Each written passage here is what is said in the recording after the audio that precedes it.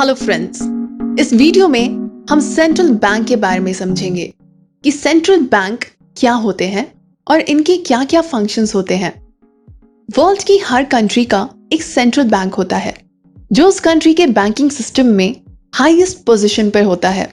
जैसे इंडिया में law and order के लिए बहुत सारे कोर्ट्स हैं, लेकिन सुप्रीम कोर्ट की अप्रोच एंड पोजीशन हाईएस्ट है। वैसे ही इंडिया का जो सेंट्रल बैंक है उसे reserve bank of India RBI कहते हैं। रिजर्व बैंक ऑफ इंडिया 1 अप्रैल 1935 में स्टैब्लिश्ड किया गया था। According to doctor MH de Kock, central bank is one which constitutes the apex of the monetary and banking structure of the country. Central bank किसी country के banking system में highest control hold करता है। Country के सारे banking system central bank के control में रहते हैं। सेंट्रल बैंक किसी कंट्री के इकोनॉमी को भी कंट्रोल करता है। Central banks of different countries, यहाँ कुछ कंट्रीज के सेंट्रल बैंक के नाम दिए जा रहे हैं। Number 1 India, reserve bank of India. Number 2 USA, federal reserve. Number 3 UK, bank of England.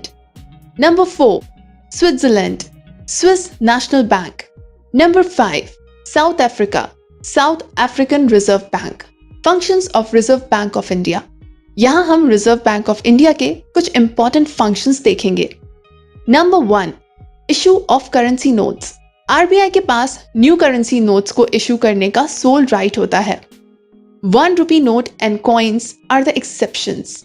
As per the minimum reserve system 1957, RBI के पास मिनिमम 200 करोड़ का gold and foreign exchange secure रहना चाहिए। 200 करोड़ के इस सिक्योर अमाउंट में एटलीस्ट ₹115 करोड़ गोल्ड की form में और ₹85 crore foreign currency and government securities के फॉर्म में रहनी चाहिए। Number 2 banker of the government. जैसे नॉर्मल बैंक्स कस्टमर्स के लिए एजेंट का काम करती है, वैसे ही RBI कंट्री के लिए बैंकर, एजेंट एंड एडवाइजर का रोल प्ले करता है। RBI central and state government के बिहाफ पे पेमेंट भी करता है और मनी एक्सेप्ट भी करता है। RBI गवर्नमेंट डेब्ट को भी संभालता है। RBI एक एडवाइजर की तरह गवर्नमेंट को काफी सारे इकोनॉमी से रिलेटेड इश्यूज पे एडवाइस भी देता है। Number 3 bankers bank. RBI commercial bank को कंट्रोल करता है। सारे बैंक्स को RBI के पास certain amount of minimum cash reserve रखना मैंडेटरी है against their time and demand liabilities. Bank में लोन एंड एडवांसेस के अगेंस्ट जो सिक्योरिटीज रखी जाती हैं वो भी RBI से सर्टिफाइड होती हैं। इन केस किसी बैंक पर डेब्ट आ जाता है या फिर वो लॉस में चला जाता है, तब RBI उसे गाइडेंस और फाइनेंशियल असिस्टेंस भी देता है। Number 4 custodian of foreign exchange reserves. Country का सारा फॉरेन एक्सचेंज रिजर्व RBI के कस्टडी में रहता है। RBI इंटरनेशनल मार्केट में रुपीस के ऑफिशियल एक्सचेंज रेट की स्टेबिलिटी को मेंटेन करता है। जैसे अभी इस वीडियो के बनने के टाइम पर इंटरनेशनल मार्केट में अराउंड ₹75.7 एक डॉलर के बराबर है। इस रेट को स्टेबल रखना और रुपीस की वैल्यू गिरने नहीं देना, ऐसे सारे काम RBI के अंडर आते हैं। Number 5 controller of credit. RBI India का सुप्रीम बैंकिंग सिस्टम है। RBI कमर्शियल बैंक्स की क्रेडिट वॉल्यूम को इन्फ्लुएंस कर सकता है। RBI क्रेडिट के पर्पस और यूज को भी मॉनिटर करता है।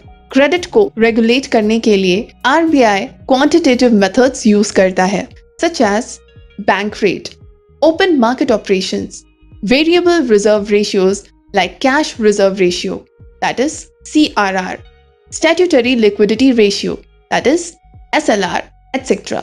Cash reserve ratio होता है जिसमें बैंक को अपने पास अवेलेबल फंड्स का कुछ परसेंटेज RBI के पास रखना होता है, और statutory liquidity ratio होता है जिसमें RBI बैंक्स पर लिमिट लगाता है कि वो अपने पास अवेलेबल फंड्स को कंप्लीटली यूज नहीं कर सकते। उसका कुछ परसेंटेज उनके पास कैश या कैश इक्विवेलेंट की फॉर्म में होना ही चाहिए। क्रेडिट के पर्पस को मॉनिटर करने के लिए RBI क्वालिटेटिव मेथड्स यूज करता है, like fixing margin requirements, credit rationing, moral suasion etcetera. Fixing margin requirements का मतलब होता है कि बैंक से जो लोग क्रेडिट लेने आते हैं उसके बदले में वो जो सिक्योरिटी रखते हैं उसको डिफाइन करना कि कितनी अमाउंट के लिए कितना मार्जिन या सिक्योरिटी रिक्वायर्ड है। क्रेडिट राशनिंग में आरबीआई एक बैंक को मैक्सिमम लोन देने पर लिमिट लगा सकता है। मॉरल सुएशन, अगर कोई बैंक आरबीआई की बात नहीं मानता है तो आरबीआई उसके खिलाफ कार्यवाही भी कर सकता है। हालांकि आरबीआई इसका बहुत कम ही यूज करता है। Number 6, collection and publication of data. RBI country की इकोनॉमी से रिलेटेड सारे financial system and banking system की स्टैटिस्टिकल इंफॉर्मेशन कलेक्ट करके रखता है। Number 7, promotional and development functions. RBI कुछ प्रमोशनल एंड डेवलपमेंट फंक्शंस भी परफॉर्म करता है, जैसे अर्बन एंड रूरल एरियाज में बैंकिंग सिस्टम एक्सटेंड करना, एग्रीकल्चर एंड इंडस्ट्रियल सेक्टर के लिए न्यू क्रेडिट स्कीम क्रिएट करना etcetera. Number 8, other functions. RBI अपने मेंबर बैंक्स के अकाउंट सेटल करने में भी हेल्प करता है। आरबीआई फाइनेंशियल क्राइसिस में डूबे हुए बैंक्स को लिक्विडिटी प्रोवाइड कराता है। ये लिक्विडिटी कंट्री को किसी क्राइसिस के टाइम भी दी जा सकती है, जैसे ऑन 27 अप्रैल 2020 को आरबीआई ने कोरोना को देखते हुए 500 करोड़ की लिक्विडिटी अनाउंस की थी।